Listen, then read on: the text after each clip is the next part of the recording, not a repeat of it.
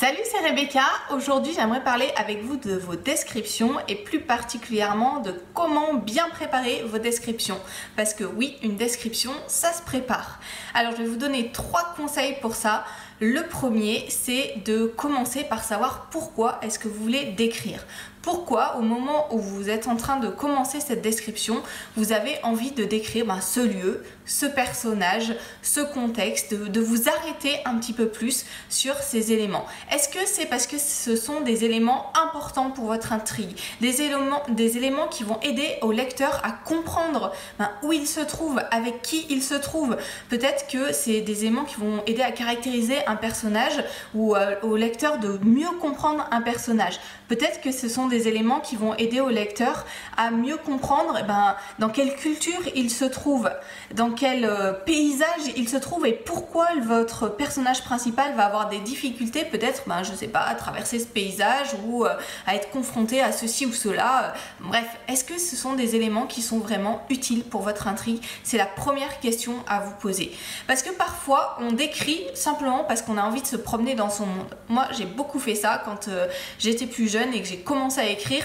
Je décrivais déjà parce que je me disais qu'il fallait absolument décrire parce que voilà, ça devait être comme ça et je m'étais pas posé la question, mais je me disais ça devait être comme ça, on doit décrire, donc je décrivais. Et d'ailleurs, je m'ennuyais énormément dans mes propres descriptions, donc je vous parle pas du lecteur qui devait s'ennuyer encore plus que moi dans ces descriptions là, mais du coup je décrivais et puis je me posais pas de questions. Parfois aussi, on décrit parce qu'on est passionné par le monde concret ou le monde qu'on visite, même si c'est un monde réel, on peut être passionné par telle ou telle époque historique et avoir envie de simplement transmettre cette passion au lecteur, mais parfois on en fait trop justement et on n'est plus dans cette utilité pour l'histoire. Donc première question pour préparer votre description, demandez-vous si elle est vraiment utile pour votre histoire. Ça, c'est vraiment une clé pour réussir vos descriptions. Deuxième chose pour préparer vos descriptions, il faut que vous ayez déjà préparé les différents éléments dont vous allez avoir besoin dans cette description. Très souvent, il y a des écrivains qui se lancent dans une description et puis c'est des passages où ils bloquent en fait, des passages où ils vont se retrouver devant la page blanche. Pourquoi? Parce qu'ils n'ont pas les éléments nécessaires à cette description. Ils n'ont pas bien travaillé les lieux dans lesquels vont progresser leur personnage, ou alors ils n'ont pas fait de fiche personnage, ils savent pas vraiment à quoi va ressembler leur personnage. Et c'est pas grave, on peut à la limite faire ce travail au fur et à mesure, mais le problème c'est que c'est beaucoup plus dur. Et quand vous n'avez pas l'habitude d'écrire, si à la fois vous devez gérer la rédaction en elle-même et puis la recherche des informations, il y a des grandes chances que vous bloquez, vous finissiez devant une page blanche à vous dire mais c'est trop dur, j'y arriverai jamais.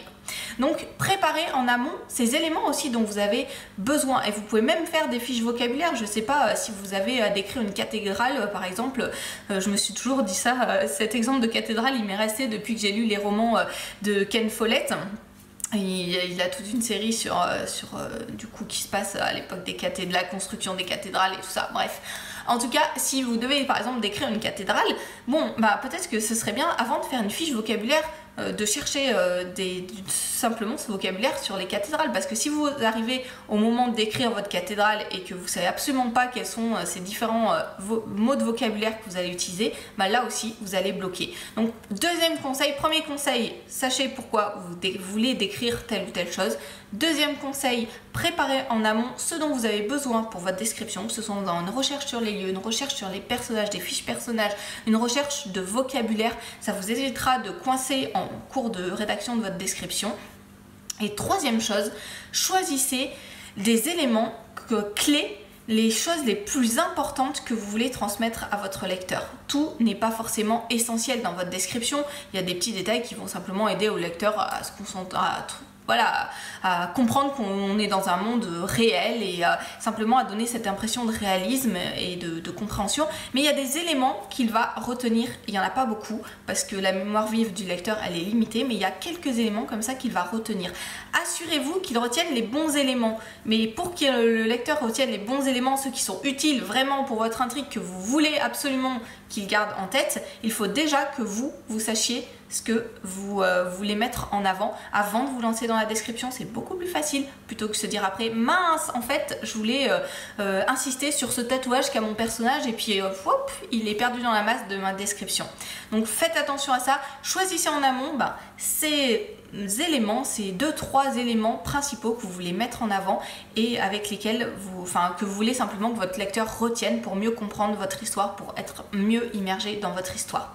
Voilà, alors des petites choses comme ça, des conseils pour travailler vos descriptions, pour travailler les lieux de votre roman, j'en ai plein d'autres et c'est ce que je vous propose de découvrir dans ma formation de la semaine où je vais vous apprendre à présenter des lieux à votre lecteur, des lieux étonnants, des lieux épatants, des lieux qui vous intéressent. Je vais vous apprendre à les présenter à votre lecteur.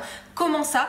Déjà en sélectionnant quels sont les lieux qui sont vraiment utiles pour votre roman et qui vont apporter de la valeur à votre histoire. En fonction de l'objectif que vous avez dans votre histoire, je vais vous montrer comment choisir les lieux qui vont être les meilleurs, les plus adaptés à votre histoire. Ensuite, on va voir comment explorer tout le potentiel de ces lieux parce que on peut faire une description totalement classique, n'avoir rien du tout d'original, mais on peut aussi travailler ces lieux pour en faire ressortir les originalités, pour en faire ressortir ce qui va vraiment intéresser votre lecteur.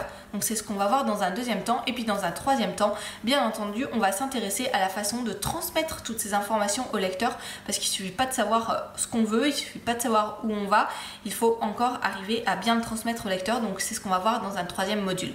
Donc cette formation, elle est encore à tarif préférentiel parce qu'elle n'est pas encore sortie, elle sort demain.